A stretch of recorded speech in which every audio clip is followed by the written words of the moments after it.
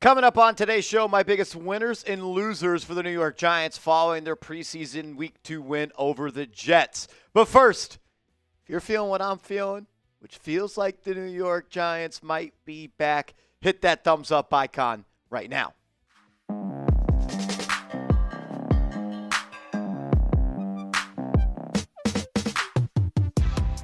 Welcome into New York Giants Now by Chat Sports. I am your host, Marshall Green. Appreciate everybody for clicking on today's video. Let's dive into it. Winners and losers from preseason week 2.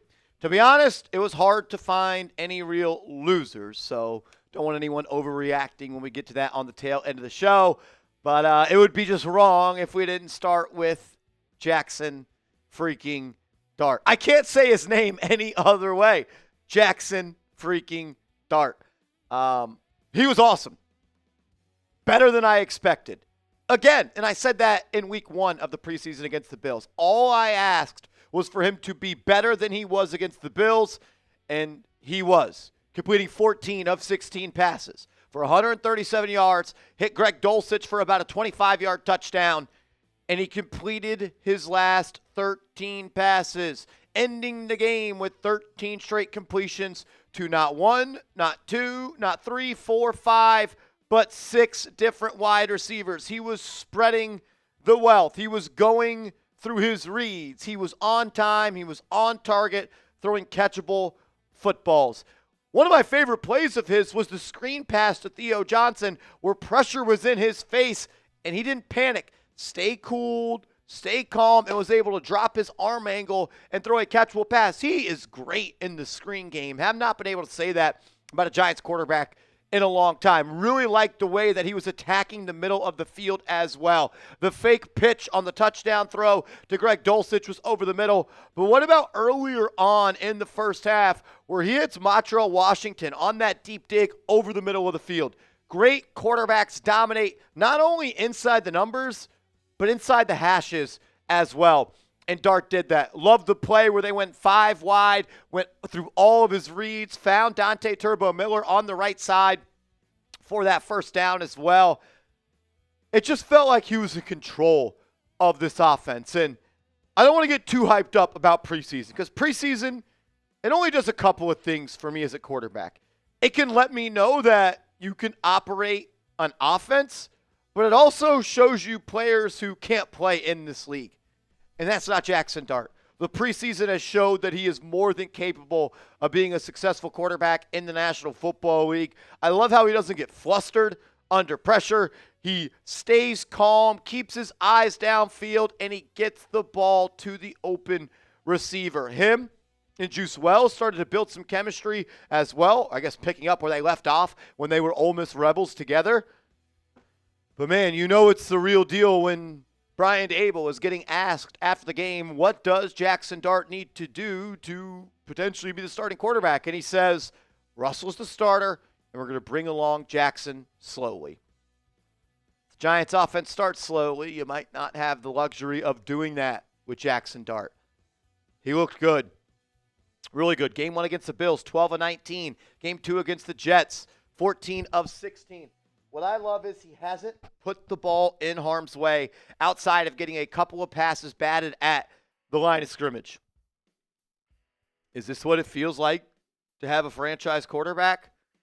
Because I'm feeling something, and I'm feeling really, really nicey. Show some love to your quarterback, man. Give me a Dart emoji down below. It's fun to watch this team again.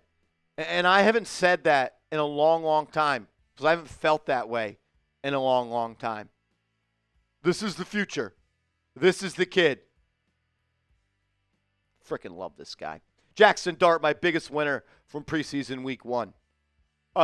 Preseason week 2. He's also my biggest winner in preseason week 1.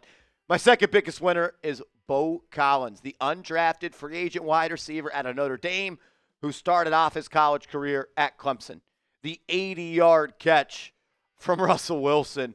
Like, Russ deserves a lot of credit for that throw. You go back and watch the tape, and Russ is starting to throw that ball when Collins is double-teamed. But Beaux, he just keeps on running and gets on top of the defense, and the ball was dropped in from the heavens. Nice run after catch from him, able to get down to the 1-yard line. Then Devin Singletary was able to punch it in.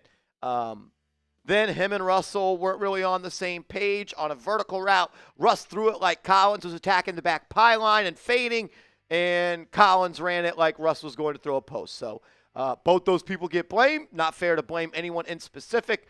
But when you're a UDFA wide receiver and you play for the Giants and you play the Jets in the preseason, that's your time to make a play, as I salsa behind this graphic right now. But look, there's a chance he makes this team. And after what he did, showing off that he could be a part of an explosive offense, creating explosive plays, that's only going to up his stock. You know Nabers is making the team. You know Robinson's making the team. You know Slayton's making the team. I thought Hyatt had a really good catch after a nice route on about a 20-yard stop route, got north and south after that. Like, there's only 4 roster spots, I think, guaranteed for the receiver position. They're going to keep 6, and there's a world where Beaux Collins is that guy after his unbelievable catch and route against the New York Jets. Cor'Dale Flott deserves a lot of credit as well for his game. Not a lot of snaps in the game for Cor'Dale Flott, but he made the most of them. Had a PBU on Garrett Wilson. He was in tight coverage elsewhere, and with Deonte Banks not playing because he's banged up, he got an opportunity to show that he could be the starting corner for this team. And I thought he made the most of his chances. Like, in 18 snaps, had an 83.5 defensive grade, 85.3 coverage grade, had a great PBU on Garrett Wilson when targeted. Quarterbacks had an NFL passer rating of 39.6. You want that number to be closer to 148, not 39. He looked good, and still a long way to go for him to be the starting corner. But I think it's always a good sign when a player gets an opportunity and they make the most of it. Another winner for me was Theo Johnson. There's been a lot of talk all offseason long from inside the Giants building at 1925 Giants Drive that he could be the real deal. He could be a piece of an explosive offense. And we saw with that catch and run on that screen pass that Jaxson Dart threw, you saw the wheels started to turn. He showed off that athleticism. It was knees over toes, and he was just going. And at 6'6", 260-plus pounds, that is a lot of man that you got to bring down. He was on the perimeter pushing it, showing off the speed. They got to find a way to get this guy involved. Love that they worked a screen pass into the tight end. I want to see him working over the middle. Too big of a target, too strong of a guy, too athletic to not be involved. I want to see Russ get him the ball more. And if Russ can't, then we need to get a quarterback that can get him the football. Some other winners, I thought Brian Burns was good in his 15 snaps. Kayvon Thibodeau had a nice pass rush rep where he was able to get after the quarterback. Abdul Carter, look, he got put on his butt one time. Not a big deal. He was blindsided. Then he was finished by Armand Membou. But there was a play where he was lined up at that left edge spot, and they didn't block him on third down, and he came in there and was untouched. And the closing speed was on full display, forcing the quarterback to have an errant throw into the flat. Makari Page, the undrafted free agent safety out of Michigan, he came up with an interception. He should get some love. Who else do I think played well? Dante Turbo Miller. He's a winner again for me. The speed just pops off the page, man.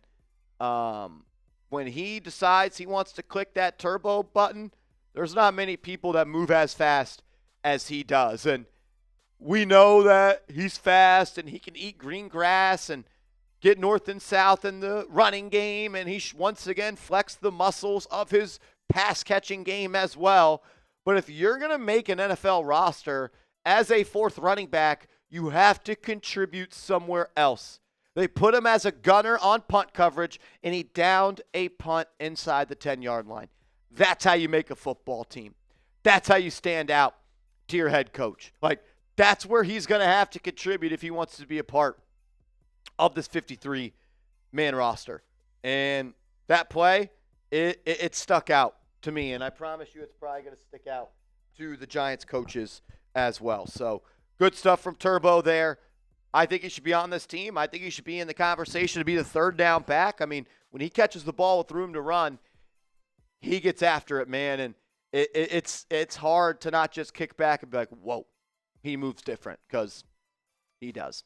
If you want to see Turbo make this Giants roster, be a part of the 53-man unit, hit that thumbs up icon. Maybe if we get to, I don't know, 3,000 likes on today's video, Joe, Shane, Brian, Daboll, they'll see this. And they'll see me in the Widow's Peak making the case for Dante Turbo Miller to be a part of this team.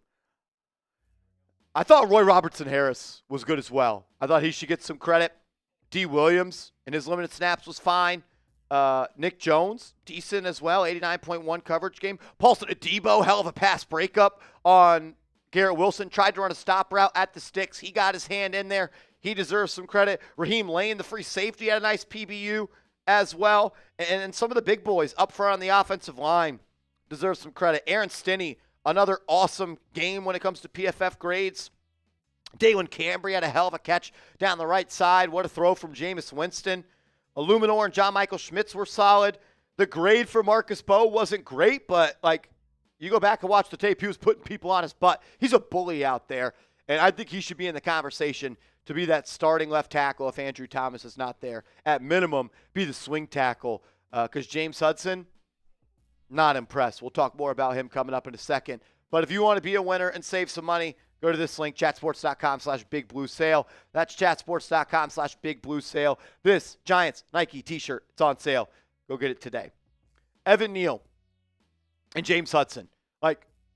I'm nitpicking here, but, those guys I didn't think were very good in the game against the Jets. Evan Neal missed a block, and it caused Jaxson Dart to not be able to run him for a touchdown. That was the play where he tried to escape the pocket to the right side, and there was nobody in front of him, but the guy clipped him from behind because Evan Neal could not handle anything.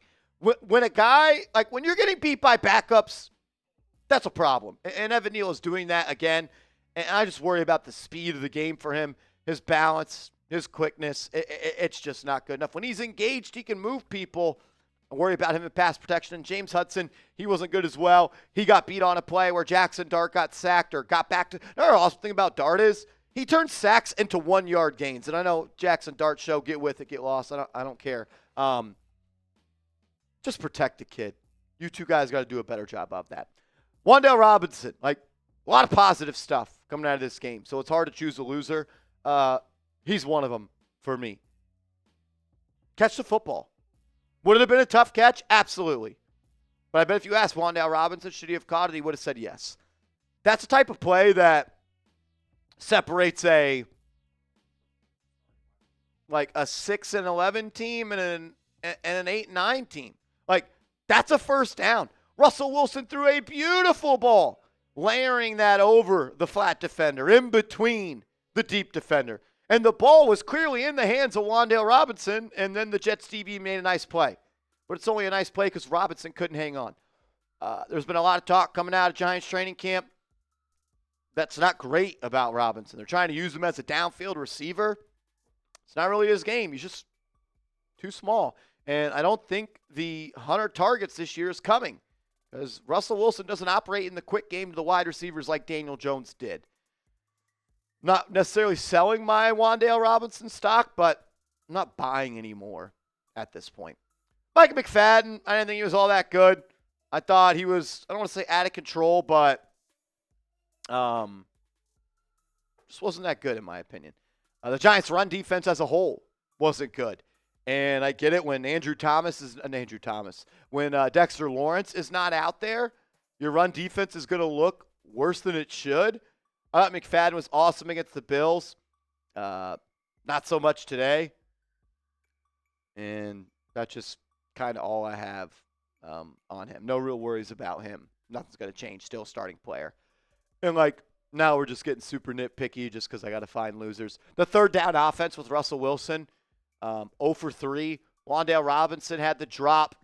I don't remember what the other failed conversion was, but the third one was he threw that ball into the flat to Devin Motor Singletary, and if he makes the guy miss, it's first down, but he couldn't, and he was tackled for no gain. Giants starting offense, what do you think, 4 drives, 5 drives? I mean, Russ as a whole played in 15 snaps, 4 drives, and yeah, they scored a touchdown. The throw to Beaux Collins was awesome from Russ. That's as vintage Russell Wilson as you're going to get. 63 air yards, throws it to the top of the stadium, and it just falls in the bucket. Beautiful throw, but Got to be able to convert on third down in this league. And if you're going 0-3, you're not going to be putting up many points. 1 touchdown drive so far for the starting offense in 2 preseason games. I'm not worried. You don't have Thomas. You don't have Nabers out there. But I would have liked to seen that starting offense, as they started to go up against the Jets' backup defense as well, be able to capitalize just a little bit more. Here's what it is. Not really worried about any of this except for this guy right here. We need Andrew Thomas out there. But Jaxson freaking Dart. Love that kid. Make sure you are following me on social media. I'm on Twitter. I'm on Instagram. And hit that thumbs up icon on your way out.